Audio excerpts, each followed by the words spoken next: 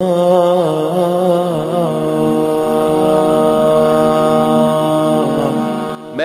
گلشن اقبال میں کلینک میں گھر والوں کو لے کے گیا, کہیں کوئی لیڈی ڈاکٹر تھی, گھر والوں کا علاج کروانا تھا ڈینٹسٹ وغیرہ سے. تو دو خواتین ایسے موقع پر نا بالکل ایسے لوگوں سے میرا واسطہ پڑتا ہے جو نہ بیان سنتے ہیں, بالکل ایک آزاد خیال, اس سے مجھے لوگوں کا مائنڈ پڑھنے کا موقع ملتا ہے کہ لوگوں کے دل میں کیا ہے. بھائی علماء تو عمومی ایک مخصوص طبقے میں رہتے ہیں نا, ہم تو ہر جگہ جاتے ہیں, بہت سے علماء بھی ہر جگہ بھی جاتے ہیں, ان کو بہت معلومات ہوتی ہیں, لیکن میں بھی جاتا ہوں ہر جگہ. تو میں وہاں بیٹھا ہوا ہوں, تو وہ دو خواتین تھیں, خواتین کیا لڑکیاں تھیں, وہ بیٹھی ہوئی تھی. تو انہوں نے مجھ سے آ کے ایک بات پوچھنا شروع کی. مجھے انہوں نے کہا کہ آپ یہ بتائیں کہ خواتین کا جاب کرنا کیسا ہے اسلام میں. میں نے کہا پسندیدہ کام بولو بھائی نہیں.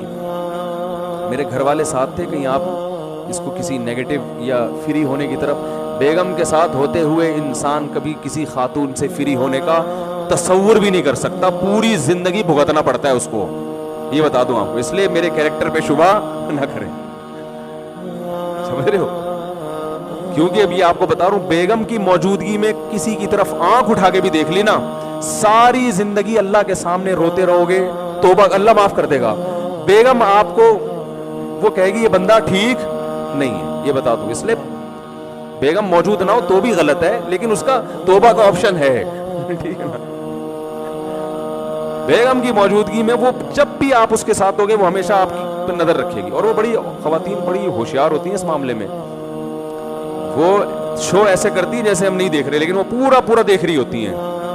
جیسے کوئی لڑکی آئے گی, خاتون آئے گی نا سامنے سے, کوئی بغیر اسکارف کے, فوراً اس کو اپنا پھر دیکھ رہی ہوتی ہیں, بندہ کدھر دیکھ رہا ہے. یہ بہت ہوشیار ہوتی ہیں, یہ پورا ٹریس کر رہی ہوتی ہیں کہ تو بہت احتیاط کی ضرورت ہے, سمجھ رہے.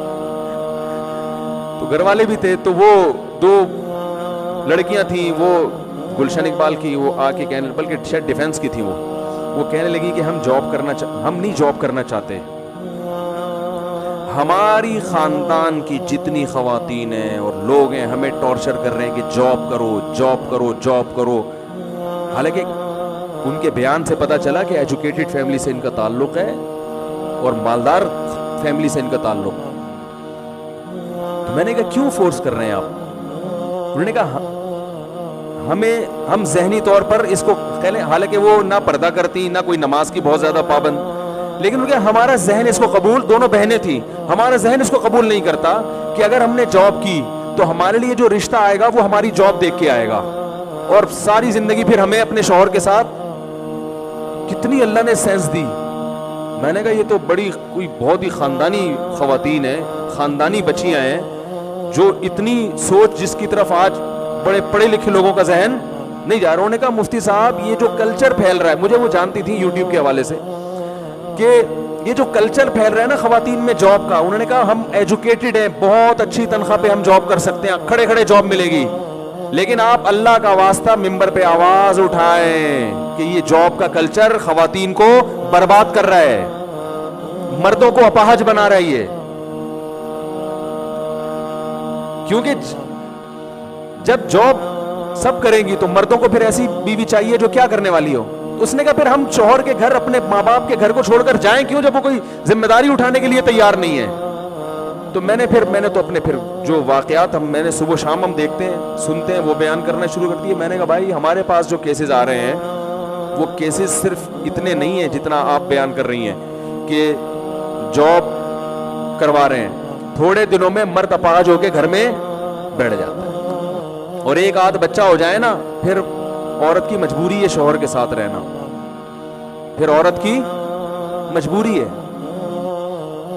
تو اب اگر کوئی بچی کہے گھر میں کہ میں نے جاب نہیں کرنی ہے تو اسے کیا تانے ملیں گے. انہوں نے یہی کہا کہ ہمیں لوگ کیا کہتے ہیں, پاگل ہو گئے, دماغ خراب ہو گیا, تمہاری تو اتنی اچھی تنخواہ, تم شوہر کے مجبور کیوں ہو رہی ہو ہیں, یعنی تم شوہر کی آمدن سے کیوں کھاؤ گی, اپنا کماؤ اپنا کھاؤ.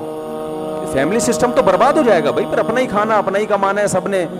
تو ٹھیک ہے پھر گھر ور توڑ دو, اس کو کرائے پہ دے دو, گھروں کو ہوٹل بنا کے کرائے پہ دے دیں. بیگم صبح جاب پہ نکلے, وہ اپنا کمائے, آپ صبح جاب پہ نکلیں, آپ اپنا کمائیں. سمجھ رہے ہو. اور پھر آپ ان سے بولا کریں کہ کہیں بھی ملاقات کر لیں, کیا خیال ہے, یہ گھر کرائے پہ دیں, اچھا رینٹ پہ چلا جائے گا, یہ بھی کمائیں آپ, آدھا آدھا یہ بھی بانٹ لیا کریں. جب کمانا ہی اصل چیز ہے, گھر بار کچھ نہیں ہوتا, تو پھر کمائیں کمائیں کمائیں, جہاں اللہ موقع دے ملاقات کر لیا کریں, سلام دعا کر لیا کریں, ٹھیک ہے نا. ورنہ قائد اعظم کا مزار تو لوگوں نے ڈیٹنگ پوائنٹ بنایا ہوا ہے, آپ اسلامی ڈیٹ لگائیں, آپ بیگم کے ساتھ وہاں ملاقات کیا کریں, ہیلو ہائی کر لیا کریں. تو اس کے لیے پھر باقاعدہ پراپر گھر ہونا, اور بچوں کو آپ اس میں جمع کرا دیں. آج کل جو ایک ادارے بنے ہوئے ہیں وہ بچے بھی پال لیتے ہیں, تو وہاں پیسے جمع کرا دیا کریں, ہفتے میں بچوں سے بھی مل لیا کریں جا کے. تو ہفتے میں کبھی ایک آدھ دن میرا خیال ہے کوئی ہوٹل کرائے پہ لے لیں, وہ سستا پڑے گا. بڑا بہترین مشورہ دے رہا ہوں میں. تو اس سے پیسے بچ جائیں گے اور دونوں ہنسی خوشی بولو بھائی زندگی گزار. لیکن بڑھاپا بڑا خطرناک ہوگا, کیونکہ بچوں کو گھر نہیں ملے گا, ان کو اماں اکثر شارٹ ملیں گی مارکیٹ سے. ماں کا تو بچپن میں ہی ریلیشن ہوتا ہے. ہمیں یاد ہے ہم جب گھر میں آتے تھے اسکول سے, سب سے پہلے امی کہاں ہیں.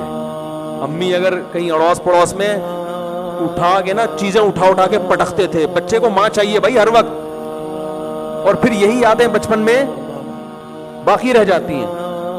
وہ صبح آفس جا رہی ہے اور وہ شام کو آ رہی ہے, یہ بھی صبح چلے گئے, تو یہ بچے پھر اول تو اسی وجہ سے بچے پیدا ہی نہیں ہوتے, پھر گھر ہی نہیں بنتا, ہوتے ہیں تو وہ کہیں اور رکھوا دیے.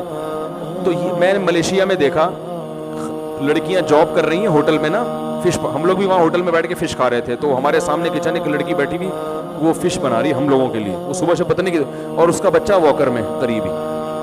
میں نے کہا ان کمبختوں کو دیکھو, جو عورت گھر میں صرف اپنے شوہر اور بچوں کے لیے فش پکائے یہ ظلم ہے, اس کو کہتے ہیں قید خانے میں ڈال دیا.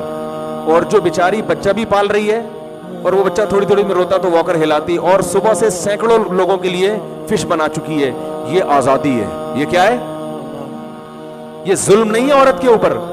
اور بھائی اس کو آرام سے بولو تم گھر میں بیٹھو, تم بچے پالو, فش پکانا اور کھلانا کس کی ذمہ داری ہے؟ فشنگ کرنا ہماری ذمہ داری ہے, ہم تمہیں لا کے گھر میں کھلائیں گے.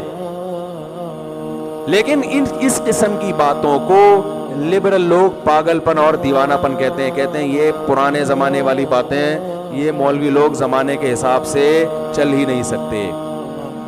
تو جو تانا محمد صلی اللہ علیہ وسلم کو دیا گیا, آج وہ تانا براہ راست نبی کو تو نہیں دیا جا رہا, لیکن نبی کی تعلیمات کو فالو کرنے والوں کو مجنون اور دیوانگی کا تانا آج بھی دیا جا رہا ہے. تو جیسے قلم اور اس کی تحریریں گواہ ہے کہ محمد صلی اللہ علیہ وسلم دیوانے نہیں ہیں, اسی طرح یاد رکھو قلم اور اس کی تحریریں اس بات کی بھی گواہ ہے کہ جو نبی کو فالو کرنے والے ہیں وہ پاگل اور دیوانے نہیں ہیں. کیسے گواہیں یہ میں بتاتا ہوں, پھر ابھی تو وقت بہت لمبا ہو گیا میرا خیال ہے, پھر اگلے ہفتے اس موضوع کو چھیڑتے ہیں, کیا خیال ہے, وقت کافی زیادہ ہو گیا ہے.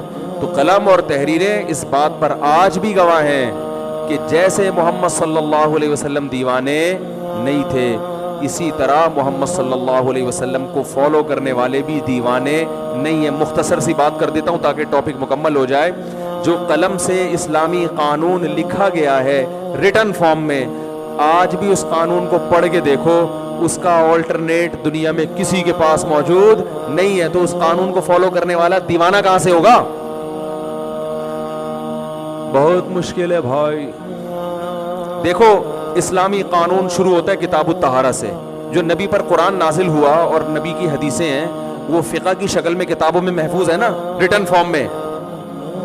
تو ہر اسلامی فقہ کی کتاب شروع کہاں سے ہوتی ہے؟